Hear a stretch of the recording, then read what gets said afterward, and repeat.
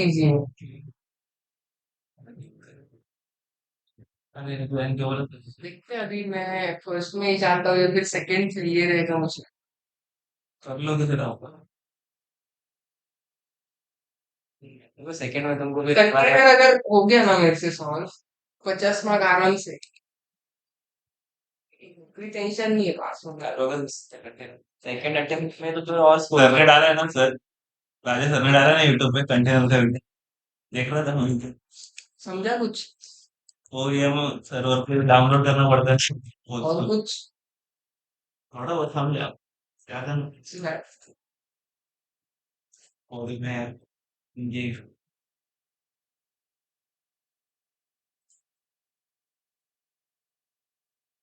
ठीक है गाइस, तो मैं वर्क स्टेशन के अंदर हूँ।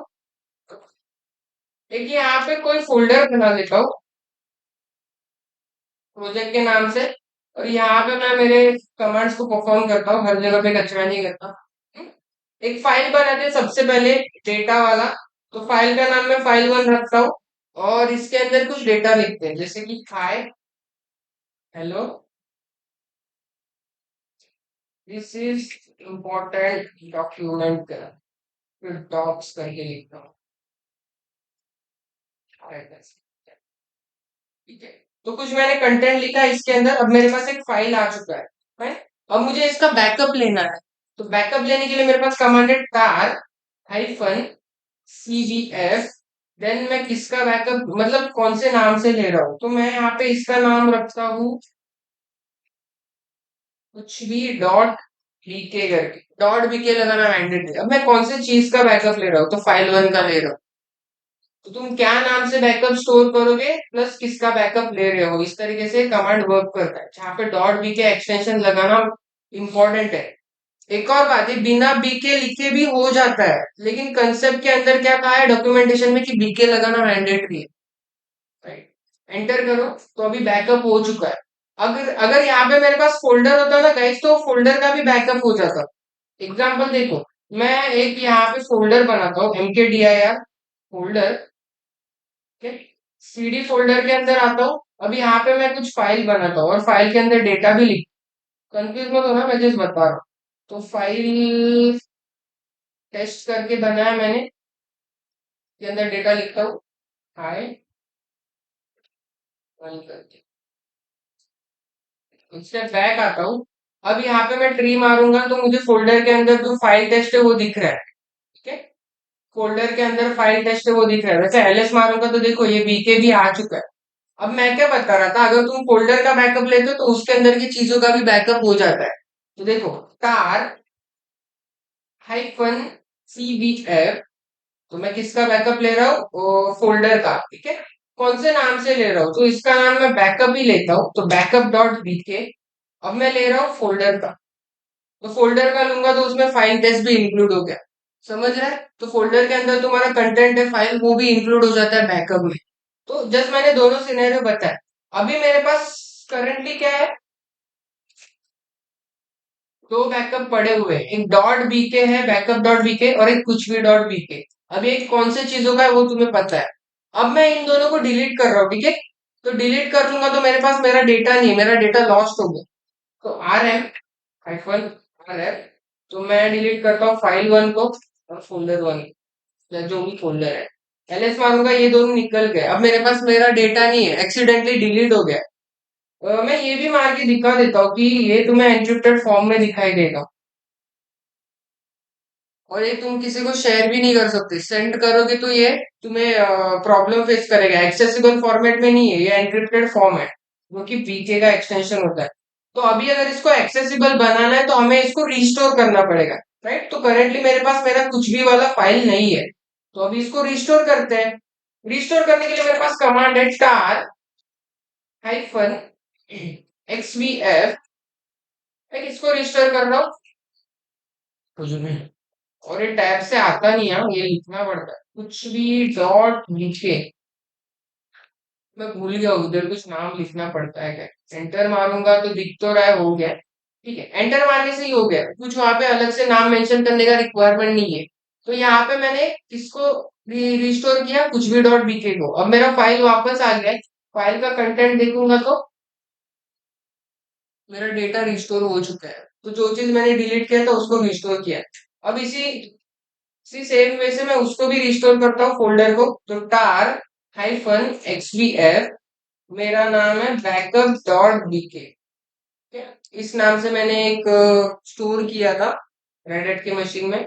एंटर मारूंगा तो मेरा फोल्डर भी रिस्टोर हो गया, फोल्डर के अंदर का फाइल टाइप भी रिस्टोर हो गया है, तो मेरा फोल्डर वापस आ गया है। तो CD फोल्डर करता हूँ, देन यहाँ पे VI टैब दबाऊंगा, फाइल टेस्ट आ गया, एंटर मारूंगा तो मेरा डेटा भी आ गया।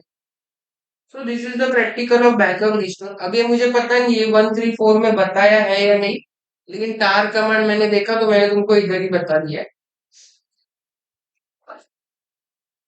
और तुम लोग अगर ये PDF अच्छे से प्रिपेयर करते हो, अभी प्रिपेयर ही कर रहे हो, तुम एग्जाम के लिए रेडी हो जाओगे।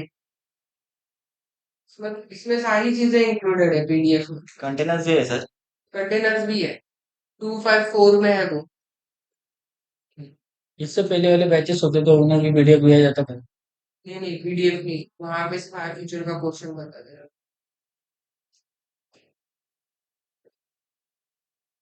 हाँ, तो बैकअप रिस्टोर में गाइस इतना चीजें हमें करना पड़ता है। कमांड्स लिखने हैं किसी को?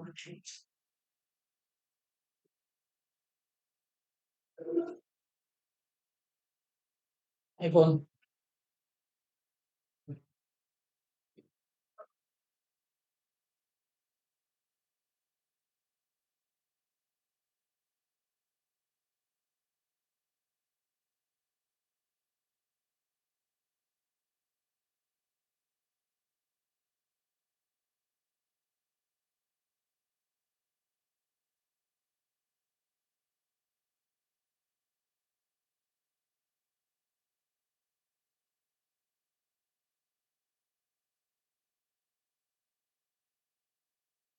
गाइस तो आज मैं बहुत इंपॉर्टेंट चैप्टर स्टार्ट करने वाला हूँ, मुझे खुद को याद नहीं कि क्या स्टार्ट किया मैं। और लिख रहे हो ना? तो लिख रहे हो क्या? अरे फोटो काढना या सोच चुकी है। शेंगड सभा झाटू सभा गाडी तर मारते चिटे टाकणार तो हातीचा उलटा टाकतो माहिती त्या गाडी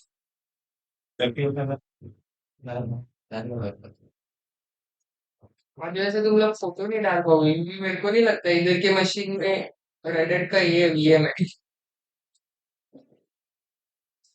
कहाँ तक हुआ था कुछ पता है क्या किसको? ये हो गया था, मुझे लगा पूरा हुआ है तेरा। 13 हो गया, ये हो गया। Installing and updating software packages. Yes, one of the most important practical है जो तुम्हें बहुत काम आने वाला है कंपनी में भी और एग्जाम में भी। यम सर्वर बनाना बहुत इंपॉर्टेंट है। यम क्या है बेसिकली? ये रेडिट का प्ले स्टोर है, तुम्हें कुछ डाउनलोड या फिर इंस्टॉल करना है तो यम चाहिए। बड़ा टॉपिक है सर। है तो छोटा ही, लेकिन तुम्हारे ऊपर है, तुम बड़ा ले रहे हो तो कैसे भी आज ही खत्म होना। जी खत्म कर देंगे।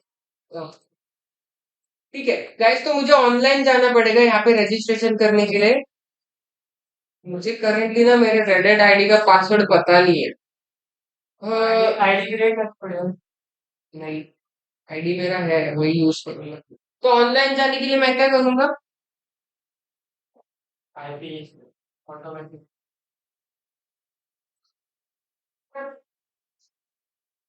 सेटिंग्स पे आते हैं, IPv4 ऑटोमेटिक पे जाएंगे। ऑटोमेटिक पे भी यही आ रहा है, इसको रेंज मिलेगा या नहीं? और DNS चलो देख लेंगे। ठीक है, ऑन ऑफ किया मैंने। और मेरा एक काम क्या है, इसको ब्रिज पे करना। याद है ना MCS या भूल गए?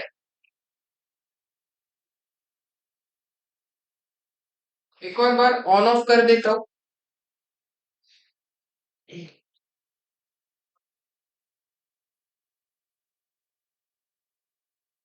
तक मिला नहीं उसमें। ठीक है, मिला।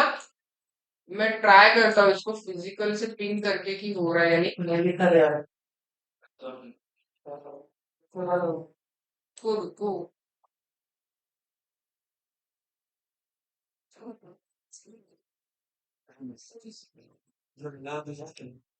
दुसऱ्याला तुला काय करायचं आता पण करायला लागेल करायला लागेल का दिख रहा है हाँ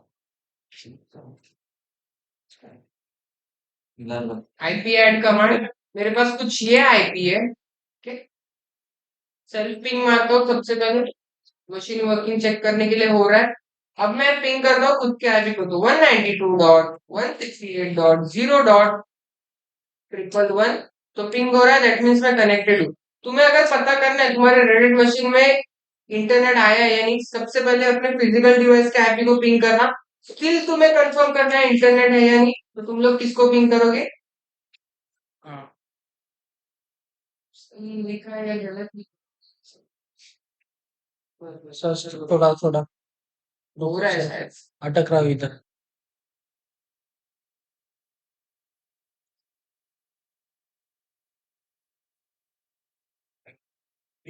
हो गया हो रहा है मतलब मैं सही हूँ ना ठीक है google.com पिंग करो रिप्लाई आ रहा है समझ जाना मैं इंटरनेट से कनेक्टेड हूँ आईडी क्या था मेरा एक्टिविटीज में ना गाइस अब मैं ऑनलाइन आ चुका हूँ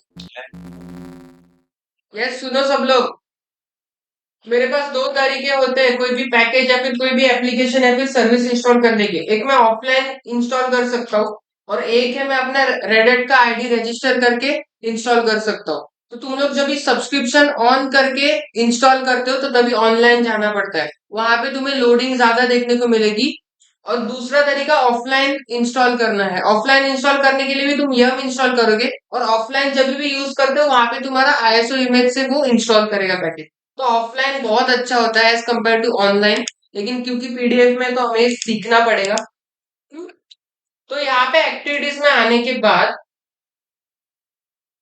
शो एप्लीकेशंस पे जाना और यहाँ पे रेडिट सब्सक्रिप्शन मैनेजर करके होगा कहीं पे तो उसको ढूंढना और ओपन करना ठीक है अब तुम्हें यहाँ पे लगेगी रेडिट की आईडी जो मैंने तुम्हें पहले दिन दिखाया था कि वो आईडी बना लेना आईएसओ चाहिए होगा तो मेरा आईडी का पासवर्ड तो मुझे नहीं पता फिर भी देखते हैं ठीक है इस तरीके से लोडिंग आने के बाद आपको यहाँ पे देखो नीचे क्या दिख रहा है अननोन स्टेटस दिख रहा है और यहाँ पे रेड रेड दिख रहा है मतलब स्टिल यहाँ पे किसी ने आईडी को रजिस्टर नहीं किया है मैं यहाँ पे रजिस्टर के ऊपर क्लिक करता हूँ ठीक है और यहाँ पे यूजर नेम पासवर्ड इंसर्ट करता हूँ तो मेरे आईडी का यूजर नेम क्या है वो मुझे पता है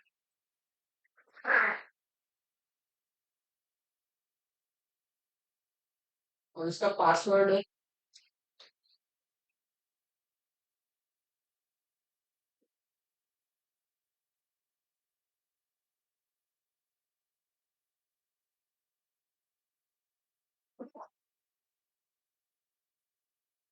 1 2 3 यहाँ पे लोड सर्विस करके पूछना चाहिए अगर नहीं पूछा तो फिर मेरा पासवर्ड गलत है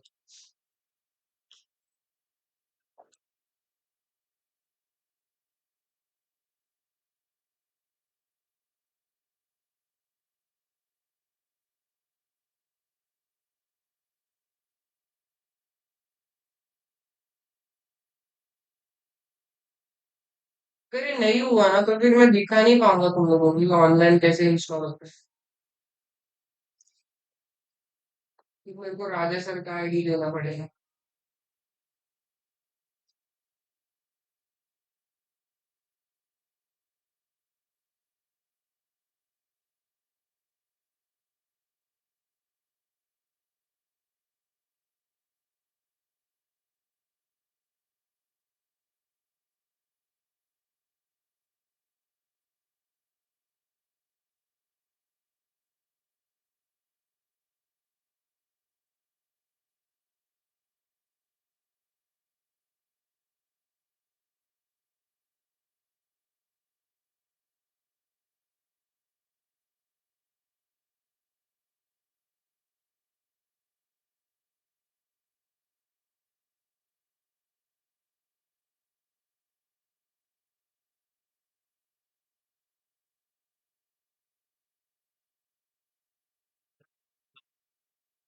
क्या?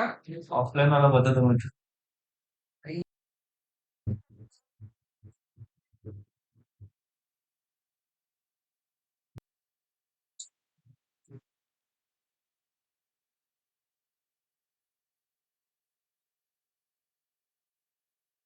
तो लेकिन मेरे पास अच्छे पैकेजेस होंगे। That you can see who is not listening.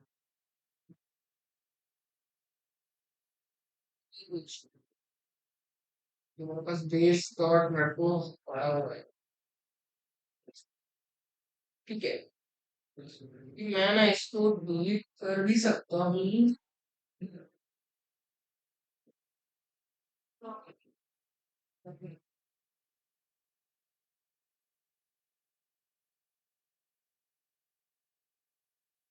Registration successful, देखो यहाँ पे नोटिफिकेशन आ गया।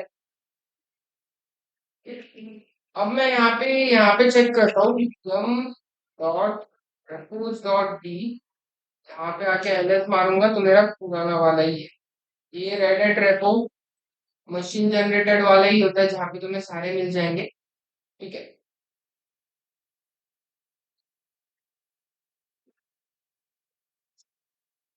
अगर देखो अभी मैं कुछ इंस्टॉल करने के लिए ट्राई करूँ, जैसे कि HTTP करता हूँ, ठीक है, तो यम इंस्टॉल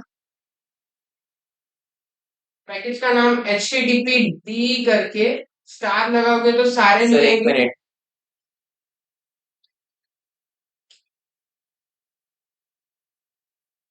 करो। अब मैं इंस्टॉल कर रहा हूँ -y। -y का मीनिंग यस है, यहाँ पे जैसे इंस्टॉल करूंगा तो मेरा ऑनलाइन डाउनलोड होना चाहिए। अभी जो मैं ये पैकेज ले रहा हूँ तो ये ऑनलाइन मिल रहा है मेरे को सब्सक्रिप्शन से।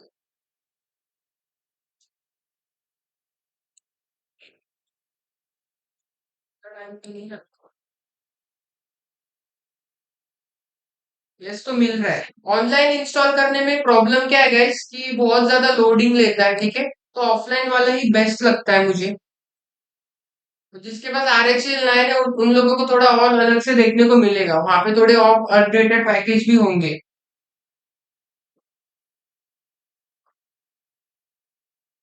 और HTTP क्या है? ब्राउजर का सर्विस है।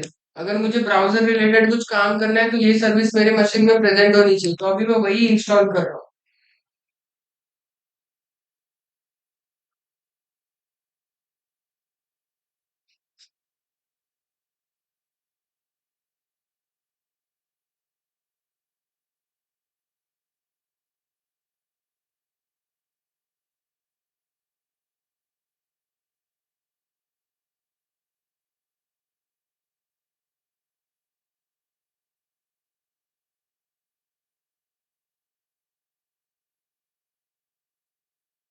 इसमें बहुत सारा पैकेज दिखना चाहिए ग्रीन कलर में। अब तक HTTP इंस्टॉल ही नहीं हुआ है, ये तो जस्ट बेसवेयर और ऐप स्ट्रीम है, RPM के पैकेजेस हैं।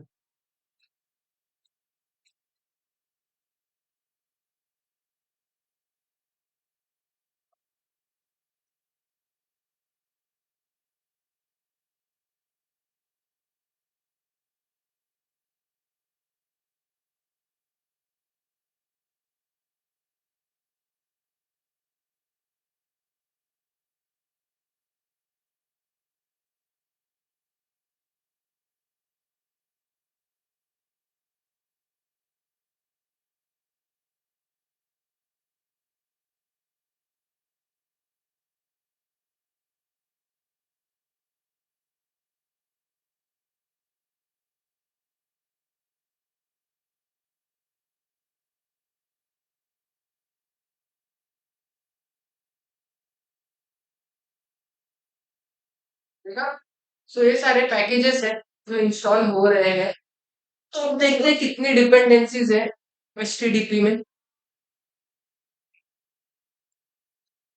बहुत टाइम ले रहा है ये, बहुत।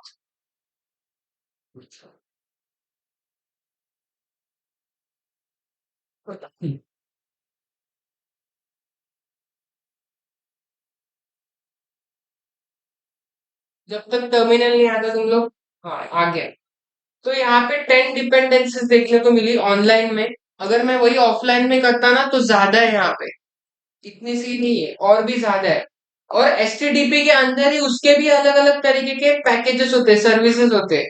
लेट सपोज कि ये वाला सर्विस का कुछ अलग से यूनिक काम होगा, तो ऐसे ही देखो एचटीटीपी के अंदर कितने सारे पैकेजेस एंड मॉड्यूल्स है।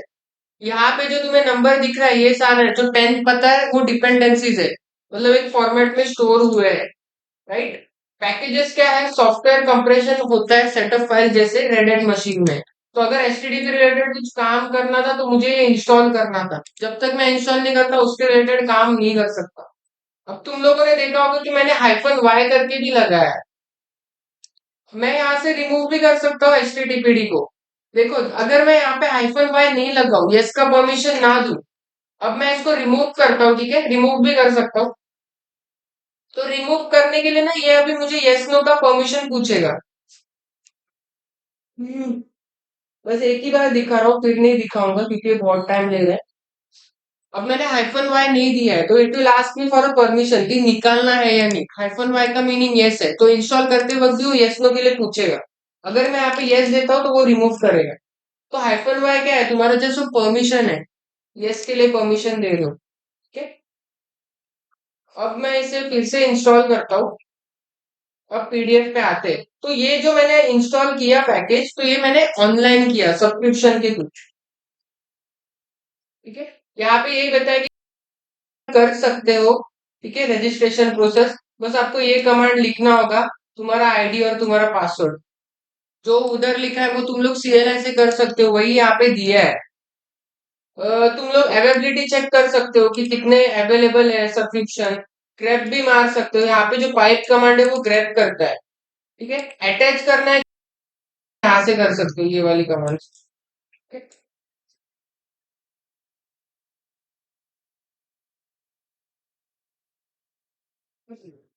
आरपीएम। ये आरपीएम क्या है, यम सर्वर आने से पहले ना आरपीएम यूज होता था। मतलब RHEL 6 तक आरपीएम यूज होता था, 7 में भी यूज होता था, 7 में ही यम सर्वर का कंसेप्ट आ गया था। तो यम और आरपीएम में डिफरेंस क्या है, दोनों भी एक ही चीज है। आरपीएम का full form red hat package manager. तो रेड हैट पैकेज मैनेजर में ना तुम्हें वन बाय वन सारे इंस्टॉल करने पड़ते थे। वहीं पे तुम यम में क्या कर सकते हो, यम में सारे के सारे एक साथ मिल जाते हैं। रेड हैट पैकेज मैनेजर में मुझे वन बाय वन करना पड़ता था, जैसे कि पहले मैं ये करूंगा अलग से सेपरेट, फिर मैं ये करूंगा, और वो भी तुम्हें लिखना पड़ता था, वो अवेलेबिलिटी नहीं रहता था पहले। तो देखो कमांड के थ्रू दिखाता हूँ मैं तुम्हें। हम्म,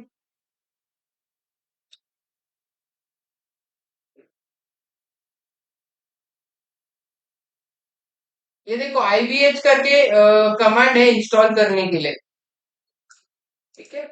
अभी मैं यहाँ पे कौन सा पैकेज इंस्टॉल करूँ वही सोच रहा हूँ।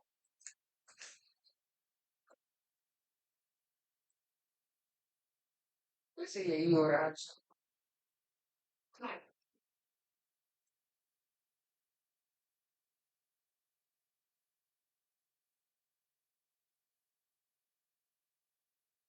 यहाँ पे फोकस करो। तो ये जो कमांड है IBH करके तुम red hat package manager use कर सकते हो। अभी यहाँ पे ये कमांड को मैं कॉपी करता हूँ, ठीक है। और यहाँ पे यूज करने से पहले मैं यहाँ पे ना मैंने इंस्टॉल किया, राइट, तो मैं इसको चाहिए तो से बोलते थे। अम,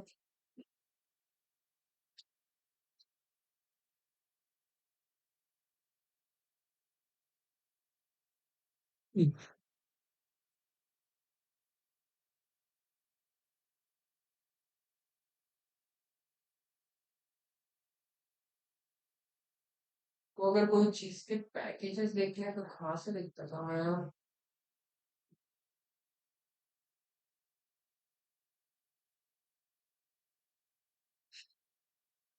हाँ okay okay okay okay fine,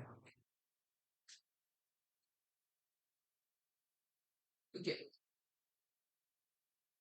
यम लिस्ट और पैकेज का नाम लिखना है जस्ट। तो यहाँ पे मैं क्या करता हूँ,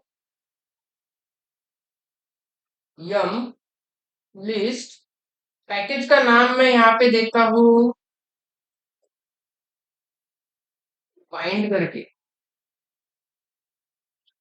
ये बाइंड डीएनएस का पैकेज है, अब देखते हैं यहाँ पे दिखता है या नहीं। सर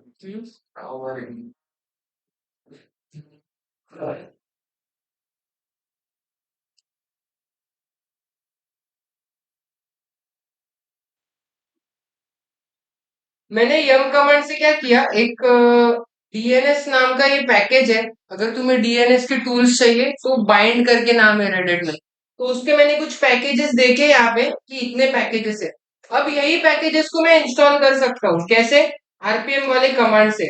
बट आरपीएम वाली कमांड हमें क्या प्रोवाइड करती है, दैट इज आपको ना वन बाय वन करना पड़ेगा वो इंस्टॉल। तो समझो कि यहाँ पे मैं क्या कर रहा हूँ, फंडामेंटल्स आईवीएच वाला जो कमांड है ये वाला, इसकी बात कर रहा हूँ। ठीक है, अब यहाँ पे वंडर विजेट के नाम पे मुझे क्या लिखना है, इनमें से कोई भी एक पैकेज लिखना है, तो मैं ये वाला पैकेज लिख, जस्ट मैं इसको क्या करूंगा, इंस्टॉल करूंगा।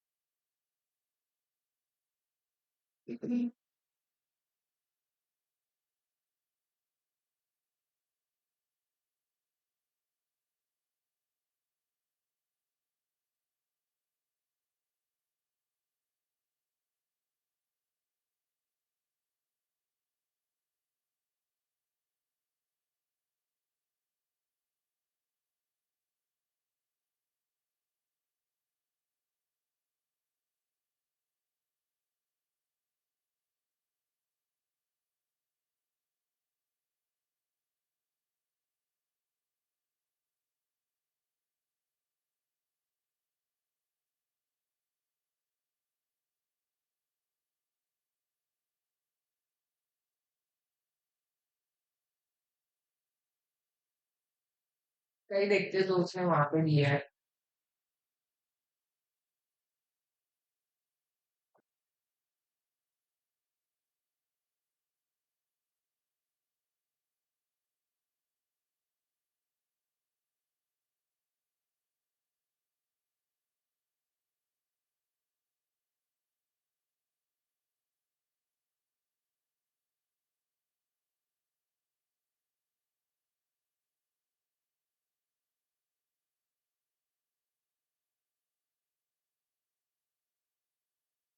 इसमें से मैं कुछ ट्राई करता हूँ वहां पे, शायद से गलत कर रहा हूँ।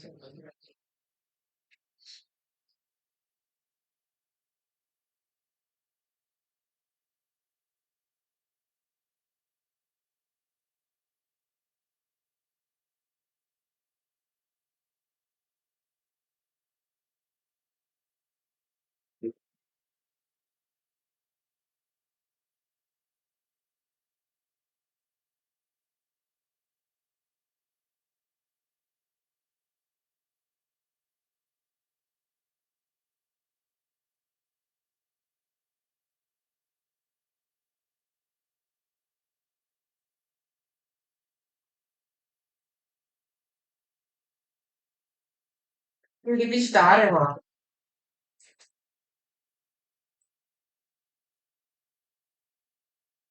अब अपने सारे दिखेंगे।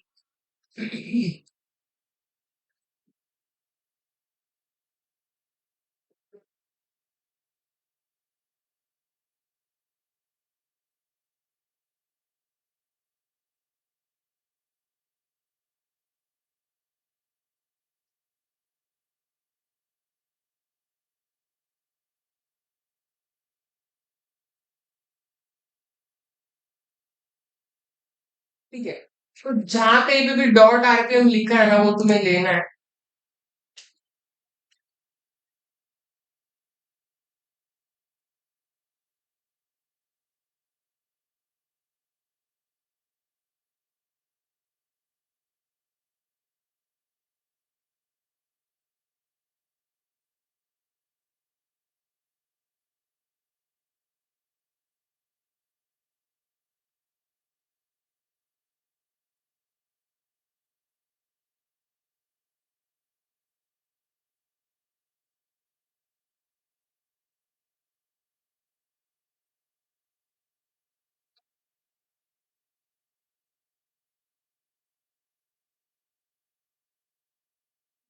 वो सरप्राइज भी होंगे मेरे पास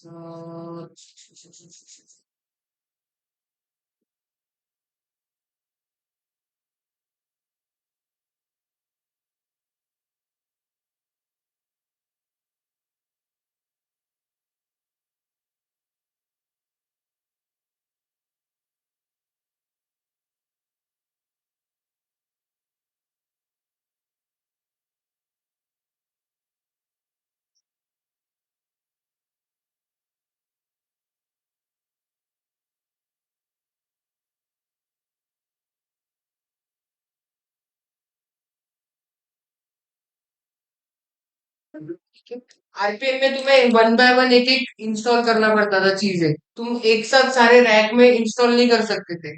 तो आरपीएम के बाद उसका ही डेवलप वर्जन निकला यम, जहाँ पे तुम लोग एक ही बार में सारे पैकेजेस को इंस्टॉल कर सकते हो। बट यम बनाने के लिए दो इंपॉर्टेंट चीजों का रिक्वायरमेंट होता है। दैट इज रेपोजिटरीज का रिक्वायरमेंट। और वो रेपोजिटरीज तुम्हें चाहिए तुम्हारे मशीन में। एक होता है एपस्ट्रीम और एक बेस ओएस होता है। तो वो इंपॉर्टेंट फाइल्स होती है। एक फाइल तुम्हारा सेटअप फाइल इंक्लूड करती है और एक उसके इंस्टॉलेशन के लाइसेंस और परमिशंस। फिर से बता रहा हूँ, एपस्ट्रीम और बेस ओएस, एक तुम्हारा इंस्टॉल वाला सेटअप फाइल और एक तुम्हारा परमिशन और लाइसेंस होल्ड करता है। तो यही दो चीजें तुम्हें ऑफलाइन में भी सपोर्ट करती है करने के लिए। कुछ कमांड रन होता ना यहाँ पे।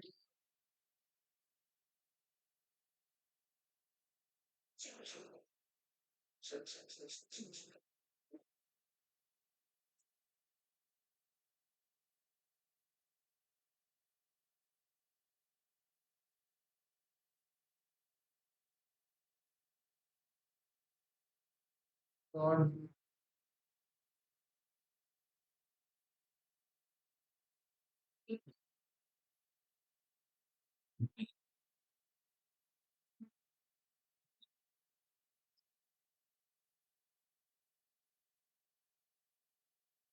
तो यहाँ पे कितने रिप्रेजेंटेटिव 9000 इतने रिप्रेजेंटेटिव मतलब सेटअप फाइल्स। और उन्हीं कलेक्ट उसके ही कलेक्शन को हम लोग आरपीएम बोलते हैं। यहाँ पे सब मुझे आरपीएम दिखाई नहीं दे रहा। तो ऐसा लग रहा है शायद मैं ऑनलाइन हूँ इसलिए।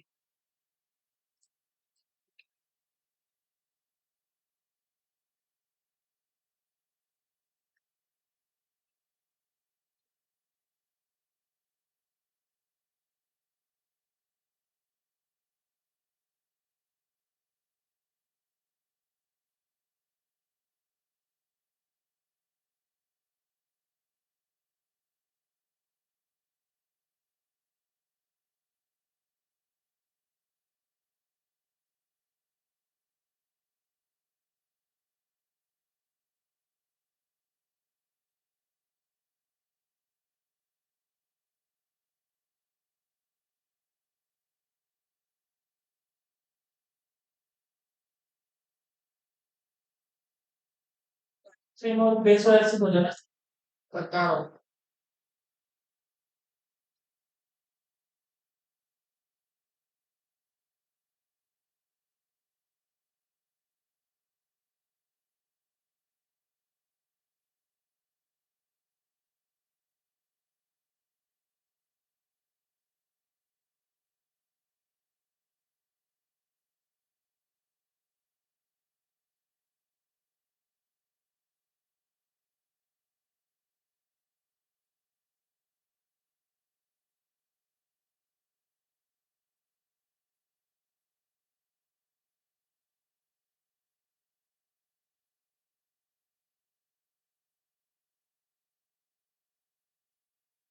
जी है। मैं यहाँ पे TF-H मारता हूँ। तो मेरा डेव/SR0 आ गया। अभी मैं जो भी चीज करूंगा वो ऑफलाइन में काम करेगी। कैसे तो दिखाता हूँ। तो सिंपली मुझे ये वाले लोकेशन पे आना है। और यहाँ पे आने के बाद मुझे क्या पता चलेगा, एपस्ट्रीम और बेस ओएस क्या होता है। तो ये वाले लोकेशन में आके मैं एलएस मारता हूँ, एपस्ट्रीम और बेस ओएस करके मुझे कुछ दिखाई दे रहा है। सीडी यहाँ पे एपस्ट्रीम पे जाता हूँ, एलएस मारूंगा, पैकेजेस दिखेंगे। जैसे ही मैं यहाँ पे कैट-एन, ताकि मुझे लाइन लाइन नंबर्स पता चले, और पैकेजेस देखता हूँ कैट में। से नहीं, इसके अंदर होगा ना, फोल्डर है ना गाइस।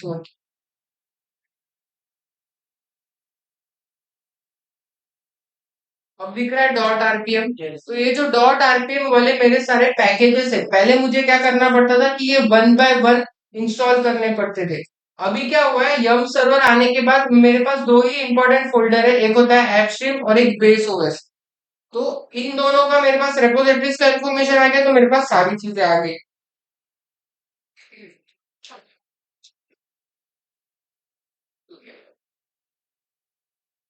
एलएस मारूंगा, यहाँ पे मेरे पास है ऐप स्ट्रीम और यहाँ पे मेरे पास है बेस ओएस, राइट। तो अभी ऐप स्ट्रीम के पास क्या होता है, सेटअप फाइल्स होती है जो चीजें इंस्टॉल करने के लिए लगती है, और इसके पास होता है टर्म्स और लाइसेंस यूज करने का एग्रीमेंट। तो दैट्स वाई ये दोनों बंच में काम आते हैं, और ये तो तुम लोग यम सर्वर के अंदर बना सकते हो। तो यम सर्वर बनाने के लिए तुम्हें रेपोजिटरीज को कॉन्फ़िगर करना पड़ेगा। तो यम सर्वर को कैसे बनाते हैं वो दिखाता हूँ। इसके पहले हम लोगों ने यम सर्वर सीधा डायरेक्टली अवेलेबल था, क्योंकि हमारे पास ऑनलाइन थे, हम लोग सब्सक्रिप्शन अवेलेबल थी, दैट्स व्हाई, राइट। तो ऑफलाइन के लिए तुम्हें पहले यम सर्वर रेडी करना होता है, और यम सर्वर रेडी करने के लिए तुम्हारे पास एक कॉन्फ़िगरेशन फाइल होती है जिसका नाम है etc/yum.repos.d। ऐसे का ऐसा ही लिखना पड़ेगा, नहीं तो गलत नाम से फाइल बन जाएगा।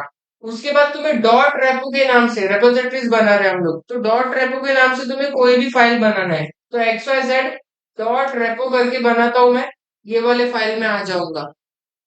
ठीक है, अब तुम यहीं पे डेटा इंसर्ट कर सकते हो।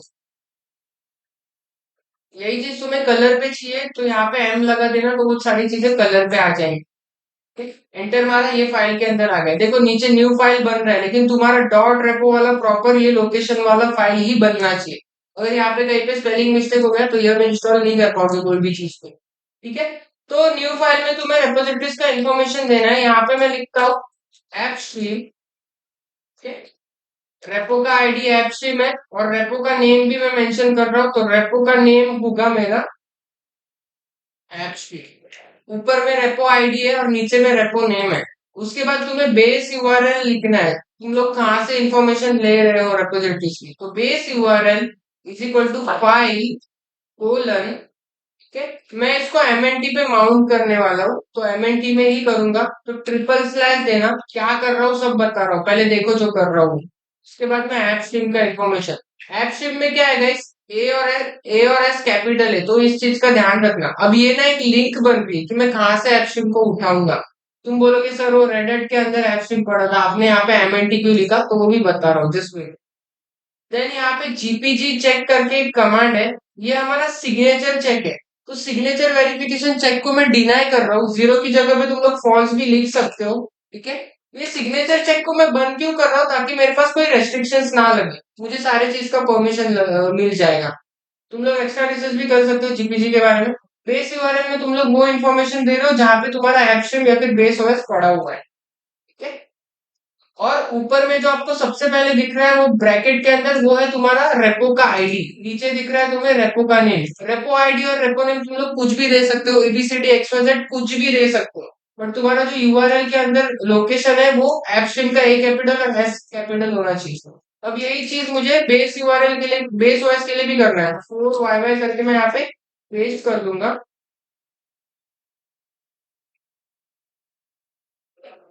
अब यहाँ पे देखो, मैं यहाँ पे चेंजेस करता हूँ। बेस ओएस, एक्चुअली अलग से टॉपिक इसके लिए लेना ही चाहिए था। यहाँ पे भी बेस ओएस, यहाँ पे लोकेशन में याद से बेस का बी कैपिटल और ओएस का ओएस कैपिटल। ठीक है, इतना रिप्रेजेंटेटिव्स का इंफॉर्मेशन सेव करते ही we are good to go, हमारा यम सर्वर बन जाएगा, जहाँ पे सिग्नेचर चेक तुम्हें जीरो करना है। मतलब मैं कोई सिक्योरिटी चेक नहीं चाहता, सो दैट मेरे यम सर्वर में रेस्ट्रिक्शन आए। इसको सेव करने के लिए डब्ल्यू एक्सक्लेमेशन में सेव कर दूंगा। सेव करने के बाद यम रेपो लिस्ट करके कमांड मारना, और तुम्हें यहाँ पे दिखना चाहिए रेपो का आईडी और रेपो का नेम। तो बेस ओएस के और एफसिन के नाम से हमने आईडी और नेम यहाँ पे बनाया, वो दिख रहा है।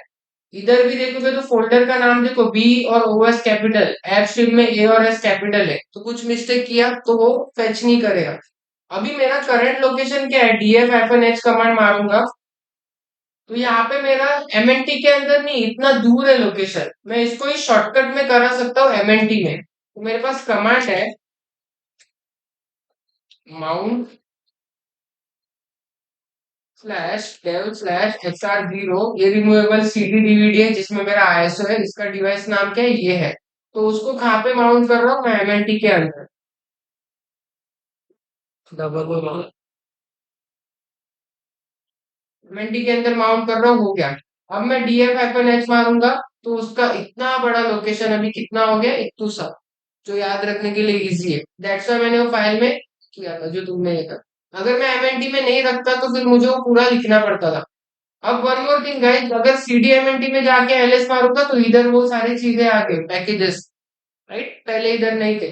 तो ये मैंने माउंट किया है। थोड़ा सा एक्चुअली यार बहुत ज्यादा ही बताया जरूर, बिना बेसिक के। एक नया टर्मिनल ओपन करता हूँ। अब मेरा यम सर्वर रेडी है, ठीक है? तुम लोग यम सर्वर प्रॉपर है या नहीं, जो भी तुमको सारे पैकेजेस अपडेट चाहिए तो तुम यम अपडेट कमांड भी मार सकते हो। तो यम अपडेट कमांड में क्या होता है? यम हमारा अपडेट होता है। जैसे तुम लोग एप्लीकेशन को अपडेट करते हो, सारी नई चीजें आती है, वैसे तुम लोग यम अपडेट भी मार सकते हो। ये कमांड रन करना ऑप्शनल है, बस तुम्हारा रेपो लिस्ट में काम करना चाहिए। तो यम रेपो लिस्ट में हम लोगों ने क्या दिया था, मतलब क्या दिख रहा था इस तरीके से, राइट? अब देखो मैं यहाँ पे आईडी सर्च करता हूँ।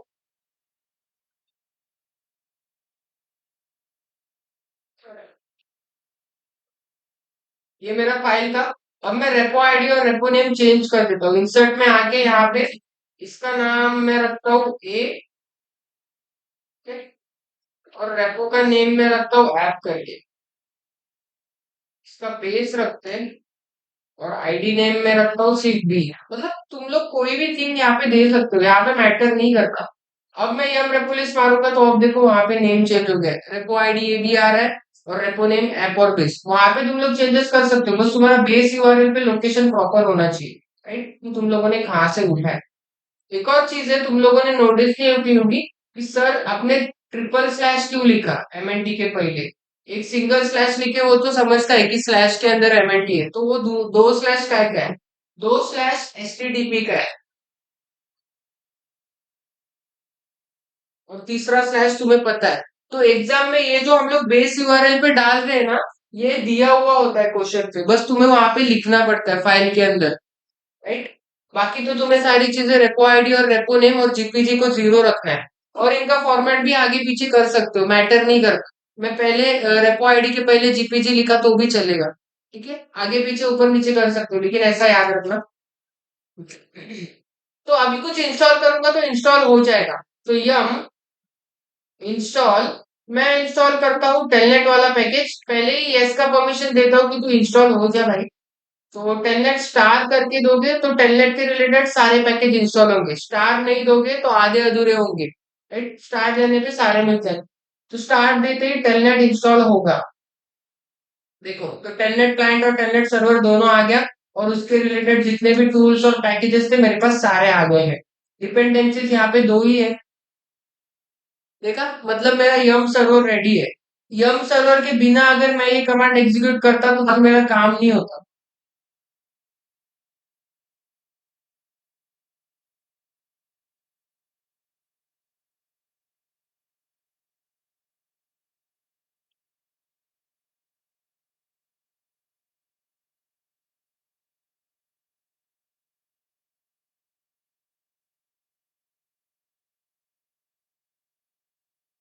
तो इसको डिलीट करता हूँ ये वाले फाइल को, और विदाउट यम अगर कुछ इंस्टॉल करने का ट्राई करूंगा तो इंस्टॉल नहीं होगा वो।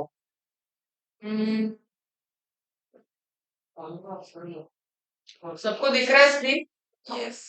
तो यम वाले कमांड में ही ना तुम लोग रिमूव वाला कमांड भी यूज कर सकते हो। मैं एक बार पैकेज को रिमूव कर देता हूँ, तो ये रिमूव हो गया।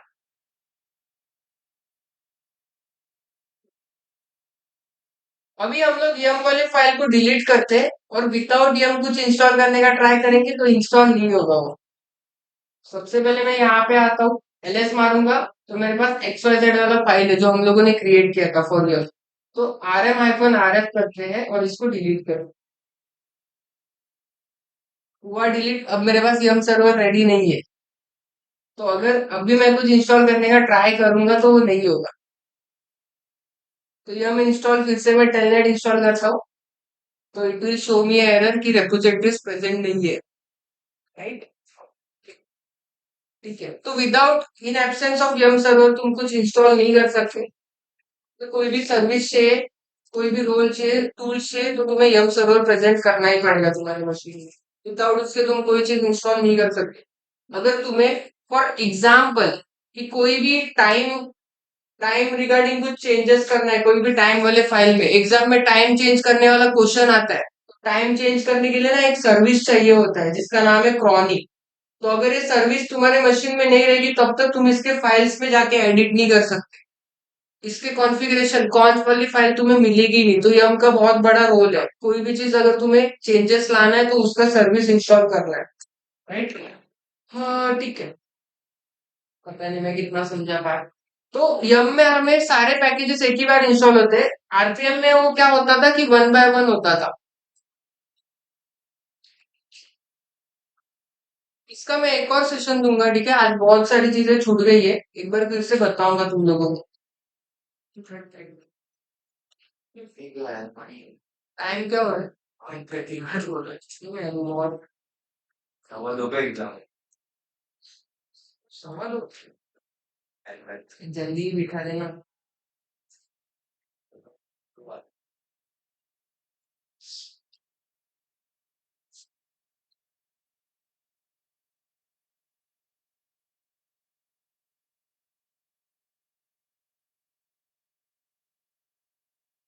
यम रेपो लिस्ट मारो। अब देखूंगा तो रेपोजिटरीज अवेलेबल नहीं दिखा रहा है।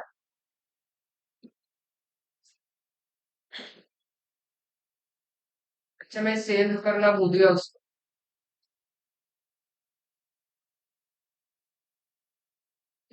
रेपोजिटरीज आ गए, अभी मैं कुछ इंस्टॉल करने का ट्राई करूंगा तो हो जाएगा। यम इंस्टॉल -y, कोई भी एक पैकेज देता हूँ क्रॉनी करके, तो इंस्टॉल हो जाएगा। ये पहले से मेरे पास पड़ा हुआ है। और मैं क्या ऐसा करूँ जो इंस्टॉल हो सकता है। तो डीएचसीपी सर्वर क्लाइंट सब इंस्टॉल हो गए, तो मुझे कोई भी चीज यूज करना है तो उसका पैकेज तो चाहिए बॉस, बिना उसके मैं यूज नहीं कर सकता।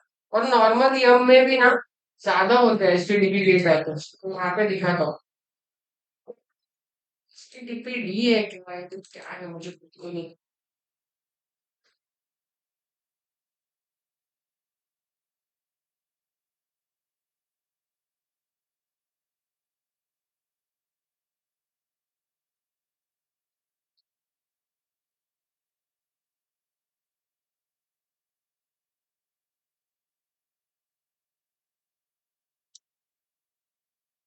ठीक है, तो देखो कुछ इस तरीके से यम सर्वर का यूज होता है, और आरपीएम भी मैं तुम्हें बता चुका हूँ।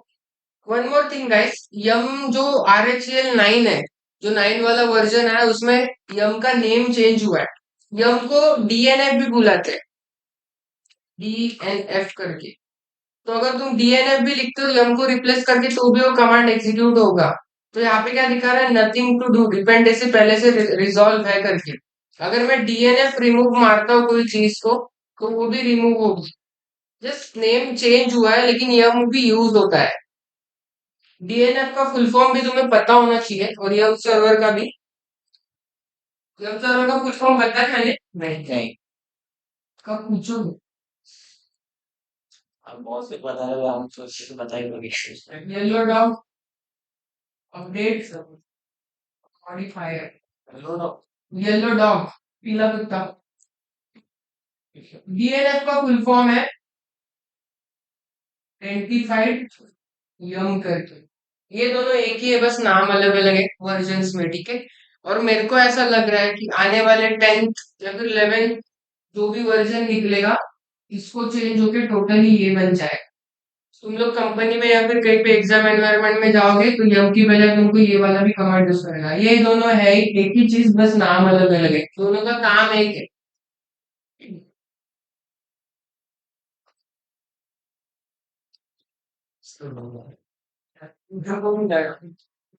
ठीक है, तो ये जो सब आज मैंने देख लो।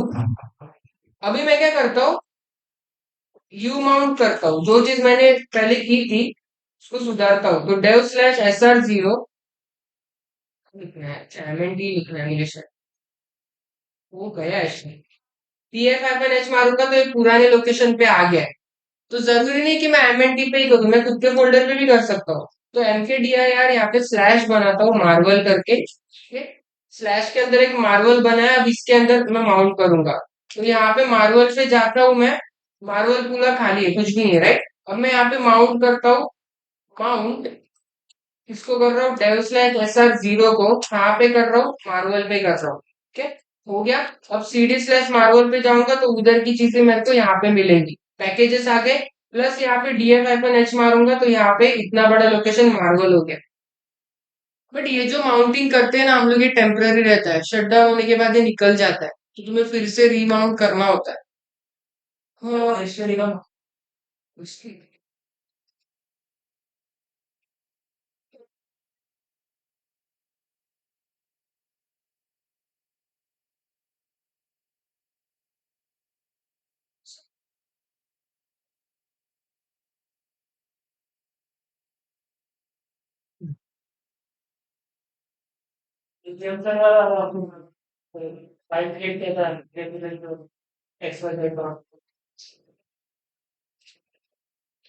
देखो यहाँ से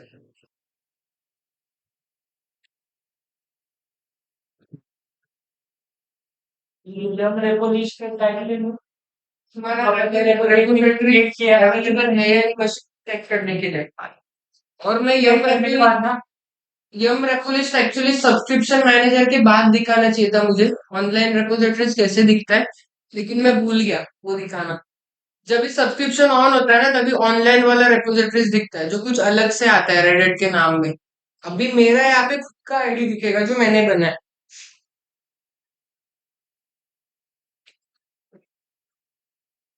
एक सेकंड को हिस्ट्री दिखा रहा हूँ मैं, और देखो क्या है यहाँ पे।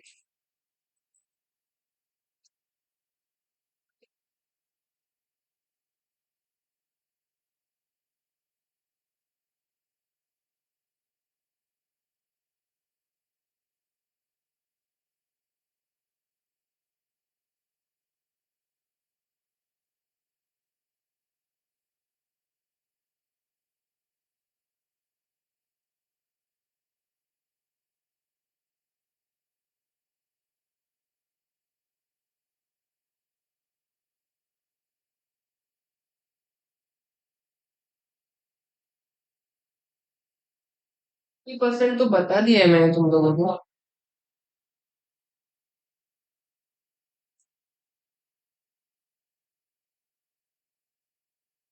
अच्छा ये कमांड था, मैं याद आया।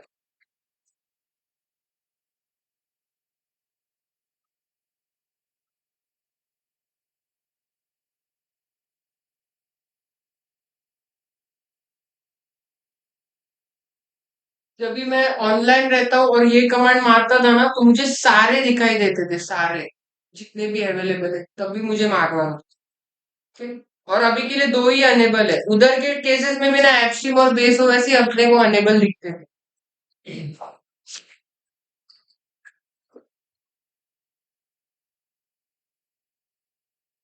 आज के दिन में कुछ डाउट, बोलो। डाउट ही डाउट है क्या?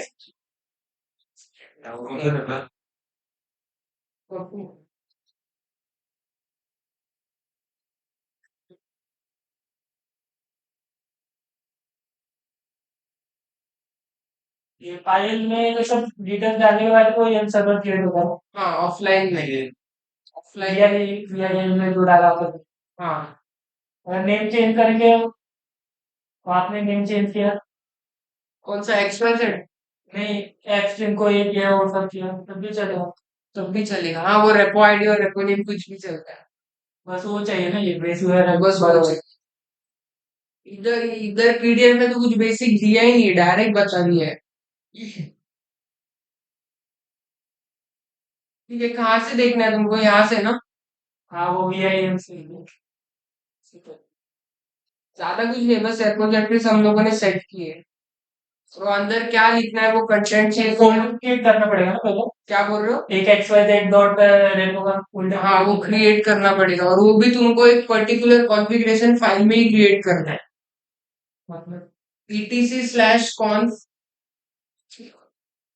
यम का ना एक फाइल होता है कॉन्फ़िगरेशन फाइल, को इधर ही क्लियर करना होगा।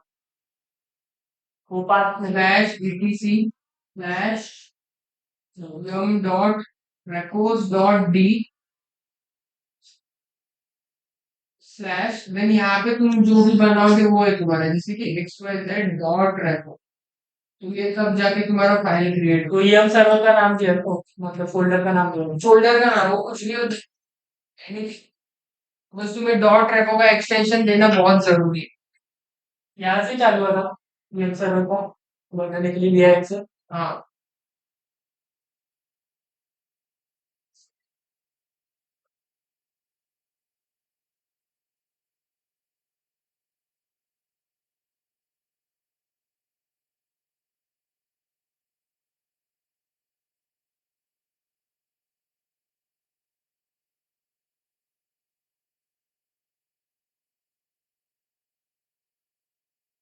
तो यम सर्वर का कॉन्फ़िगरेशन फाइल है, ये बुक में लिख दो। कल मैं एक और बार इसका रिवीजन देता हूँ तुम लोगों को।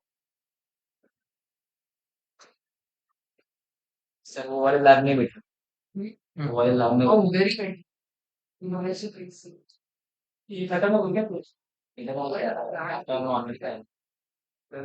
हाँ आप बस तो